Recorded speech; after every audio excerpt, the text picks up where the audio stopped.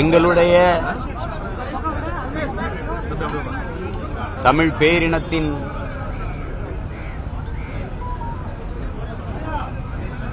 வீரமிகுந்த வரலாற்றில்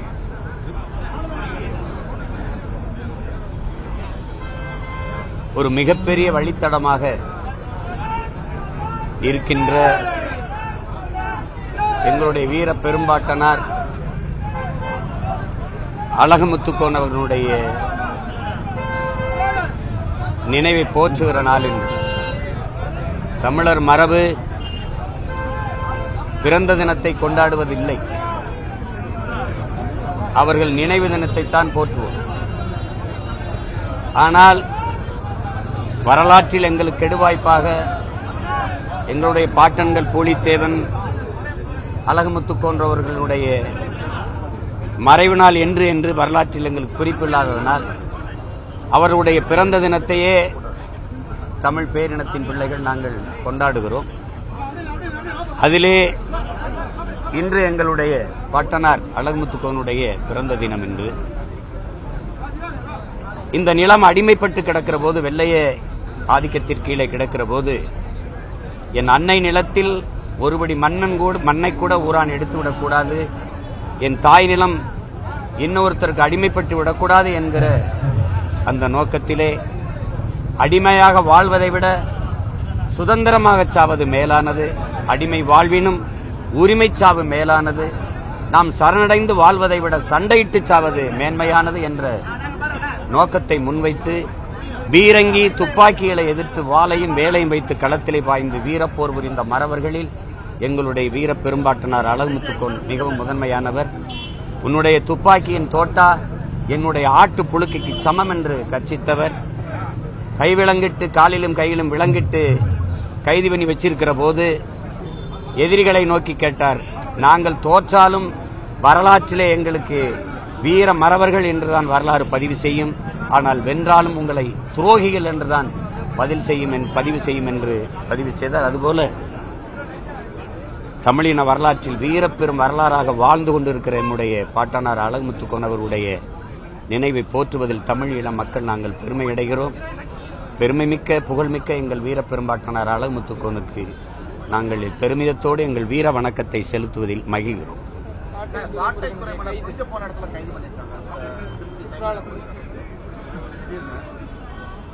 குற்றாலது போல அவங்க ஊர்ல அடுத்த வாரம் கொடை வருது, அதுக்கு போய் கொஞ்சம் ஊர்ல அம்மா அப்பா பார்த்து வரலான்னு போனார். அது எனக்கிட்ட கேட்கக்கூடாது, நீங்க தான் ஊடகவியலாளர் தான் பேசணும்.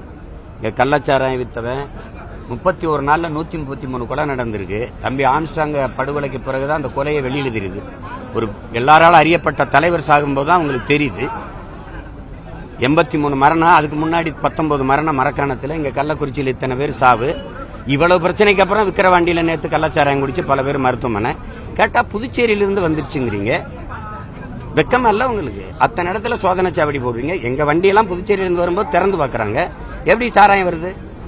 கள்ளச்சாராயம் எப்படி வருது? உங்களுக்கு தெரியாம காத்துல பறந்து வந்துருதா? கடத்தி விக்கிறவங்களே நீங்க கொலைகாரர்கள் சாராய ஆலை அதிபர்கள் கையில் ஆட்சியை கொடுத்தீங்கன்னா சாராயத்தை எப்படி ஒழிப்பீங்க? கொலை எப்படி தடுப்பீங்க? அவங்க மேலையெல்லாம் பாயாத அந்த வழக்கு சட்டம் கைது ஒரு பேசுறது மேடையில் எதுக்காக துரைமுருகனை கைது செய்து இந்த அரசு? என்னை விட பேசிட்டானா? என் மேல நீங்க பெரிய அதிகாரத்தில் இருக்க பெரிய பவர்ஃபுல் கிங்கு தானே நீங்க? என்னை கைது பண்ணுங்க பாப்போம். என்னை சுத்தி இருக்கு நான் கைது செஞ்சு எனக்கு நெருக்கடி கொடுக்குறீங்க. இது ஒரு ஆட்சி முறை. சரி, எதுக்காக கைது சொல்லுங்க? அவதூறு என்னங்க? அது இருந்த பாட்டுங்க. கள்ளத்தனம் செய்த காதகன் கருணாநிதி, சதிகாரன் கருணாநிதி, சண்டாளன் கருணாநிதினு பாட்டு உங்களுக்கு அனுப்பவா? எழுதினவன் பாடினவனை விட்டுட்டு ஏன் மறுபடியும் எடுத்து பாடினவனை கைது பண்றீங்க? இப்ப நான் பாடுறேன், எம்எல்ஏ பேர் போடு. கள்ளத்தனம் செய்த காதகன் கருணாநிதி, சதிகாரன் கருணாநிதி, சண்டாளன் கருணாநிதி போடு பாப்போம். போட்டு உள்ள வை. நீ புள்ள பூச்சி பிடிச்ச விளையாடுவா ராஜா? தேலு பாம்பு நட்டுவாக்கிலே பிடிப்பியா? புலி சிங்கத்தோட மோதுவியா? முன்னாள் முதல்வர் நீ உங்க அப்பா நீ அதிகாரத்துக்கு வந்து புனித பட்டம் கட்ட பாக்குற துரோகி. தமிழ் பேரினத்திற்கு பச்சை துரோகி. யார் தர்க்கம் செய்வார்? அதிகாரம் வந்தோன்னா உங்க அப்பாவுக்கு புனிதர் பட்டம் கட்டிடுவீங்களா? செஞ்ச துரோகமெல்லாம் மறந்து போயிருமா? இந்த நாட்டில் தமிழர் இன வரலாற்றில், அரசியல் வரலாற்றில் தீய ஆட்சியின் தொடக்கம், தீய அரசியலின் தொடக்கமே ஐயா கருணாநிதி வந்து உட்கார்ந்த பிறகுதான். யாராவது மறுக்க முடியுமா? பேரறிஞர் அண்ணா வரைக்கும் இந்த அரசியல் வரலாறு எடுத்து பாருங்க. எவ்வளவு நாகரிகம், எவ்வளவு கண்ணியம். இவர் வந்த பிறகு நடந்ததை பாருங்க. அதுக்கு பிறகுதான் ஊழல், லஞ்சம், கொலை, கொள்ளை, அவதூறு பேச்சுகள், அநாகரிக அரசியல், சாராயம், இதெல்லாம் எப்ப வந்தது? முன்னாள் முதல்வரை பேசவே கூடாதா? பேசவே கூடாதா? உங்க கட்சிக்காரங்க, உங்க வாடகை வாய்கள், நீங்கள் எல்லாம் முதலமைச்சரா இருந்த எடப்பாடி பழனிசாமி நீங்க பேசுனதுல என்ன? ஐயா ஸ்டாலின் பேசுனதுல இருக்கு, எடுத்து அனுப்பட்டா? நீங்க பேசலாம், அது கருத்துரிமை. நாங்க பேசினா அது அவமதிக்கிறது. என்ன அப்படி உங்க அப்பா வந்து அப்படி இறை தூதர், இறை மகன் இயேசு இல்ல சொல்லுங்க, பகவான் கிருஷ்ண பரமாத்மா என்னன்னு சொல்லுங்க.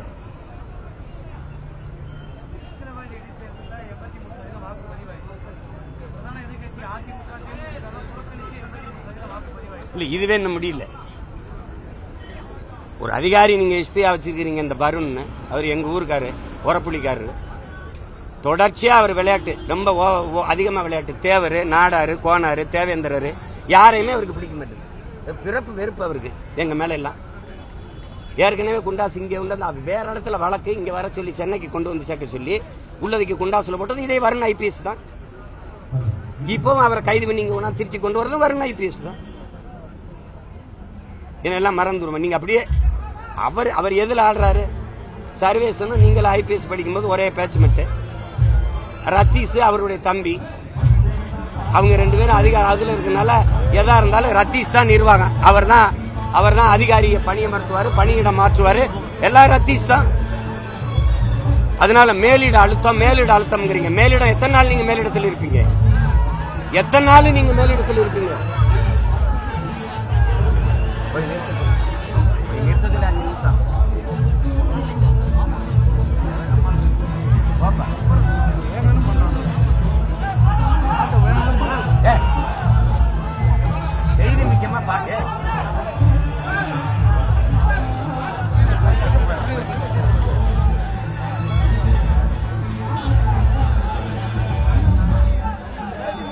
இல்ல நீங்களே பாருங்க.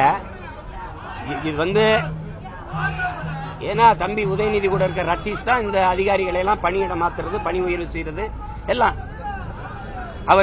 அவர் கூட இருக்காருங்கிறதுல நீங்க அடிக்கடி கை வச்சு விளையாடுறாரு அந்த வருண் ஐபிஎஸ். உண்மையிலே நீங்க என்ன வேணா ஆதாரங்களை தர்றேன். விரட்டி தேவரு, தேவேந்திரரு, நாடாரு, கோனாரு, அவரு வன்மம். அதே தானே நான் பேசுறேன். என்னைய தொட வேண்டியதான். அதான் கேக்குறேன், எனக்கு கைது பண்ணுங்க. இப்படி கெஞ்சுற ஒரு ஆளை பத்திரிக்கல என்னை கைது பண்ணி உள்ள வைங்க. பேசுறதுக்கெல்லாம் கைதுங்க. நீங்க பேசுறதுக்கெல்லாம் கைதா? நீங்க ஒண்ணு கேட்கிற சவுக்கு சங்கர் பேசினார், அவ்வளவுதானே. அதிகபட்சம் ஒரு 10-15 நாள் 20 நாள் வைக்கல, ஒரு மாசம் வைக்கல. எவ்வளவு நாள்? சரி, பெலிக்ஸ் என்ன பண்ணாரு? டெல்லியில இருக்கிற பெலிக்ஸோட அலைபேசியை ஒட்டு கேட்டு டெல்லியில இருக்காருன்னு போய் கைது பண்ணி உள்ள கொண்டு வர தெரியுது. இங்க கள்ளச்சாரம் வைக்கிறான்னு தெரியாது. இவ்வளவு பேர் ஒரு வருஷமா திட்டமிட்டு ஆம்ஸ்டாங்க கொல்ல போறாங்கிறது ஒட்டு கேட்க தெரியாதுல்ல. நான் எங்க ஆத்தாவுக்கு அரணியூர்ல பேசுனேன்னு அது ஒட்டு கேட்க தெரியும். டெல்லியில கேட்க தெரியும், இங்க கேட்க தெரியும். சீமான் யாரோட என்னென்ன பேசுறான்லாம் பதிவு பண்ண தெரியும். இந்த வேலை 133 கொலை நடந்திருக்கு 31 நாள்ல. எதையுமே கண்டுபிடிக்க முடியல. சேவல்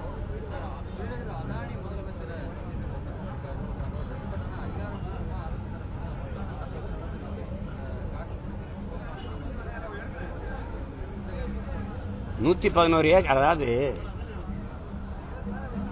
நீங்க இனி புதிதாக ஒன்றை தொடங்க முடியாது. இருக்கிறதே விரிவாக்கம் செய்து கொள்ளலாம்னு ஒப்பந்தம் போட்டு அதானிக்கு கொடுத்தது ஐயா கருணாநிதி அவர்கள் தான். ஏற்கனவே நீங்க ஒன்னெல்லாம் கவனிச்சுக்கணும். ஏற்கனவே நமக்கு இருக்கிற தாத்தா காமராஜர், நம்ம பாட்டனார் வாவுசி பேர்ல இருக்கிற துறைமுகங்கள்ல வேலை நடக்கல. புள்ளி விவரத்தோட நான் சொல்றேன். 50 விழுக்காடு, 60 விழுக்காடு, 40 விழுக்காடு தான் வேலை நடக்குது. எந்த சரக்கும் போகாம, எந்த சரக்கும் இறங்காம தேங்கி நிக்கல. அப்படி இருக்கும்போது அதுக்கே வேலை இல்லாத போது 6111 ஏக்கர்ல காட்டுப்பள்ளியில கடல்ல, தரையில, ஆறுல, இதுல 6111 ஏக்கரை எடுத்து கொடுக்க வேண்டிய அவசியம் என்ன? இந்த துறைமுகத்தை அதானி கட்ட வேண்டிய தேவை என்ன? துறைமுகம் அதானிக்கு, ஏர்போர்ட் அதானிக்கு. அப்புறம் நாடு என்ன செய்யும்? விளிங்கத்துல துறைமுகம் அதானி கட்டுவாரு. ஏற்கனவே இருக்கிற துறைமுகங்கள்ல என்ன பிரச்சனை?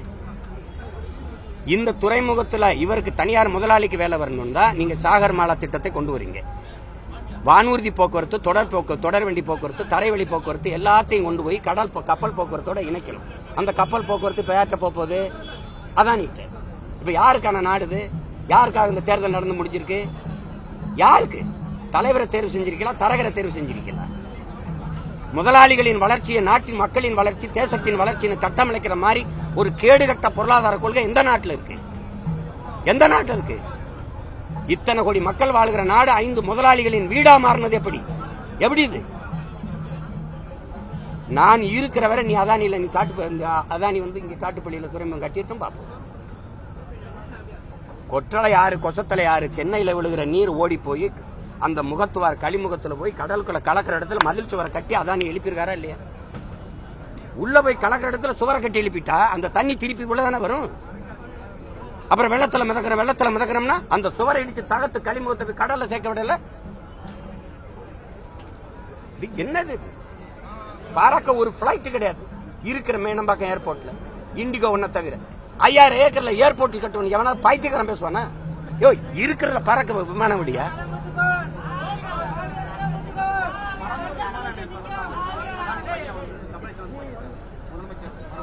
பார்க்கலாம், பேசலாம், போகலாம், அவ்வளவுதான்.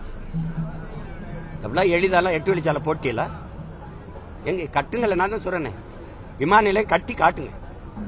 2 வருஷம் தானே, கட்டுங்க, கட்டி காட்டுங்க, பாப்போம்.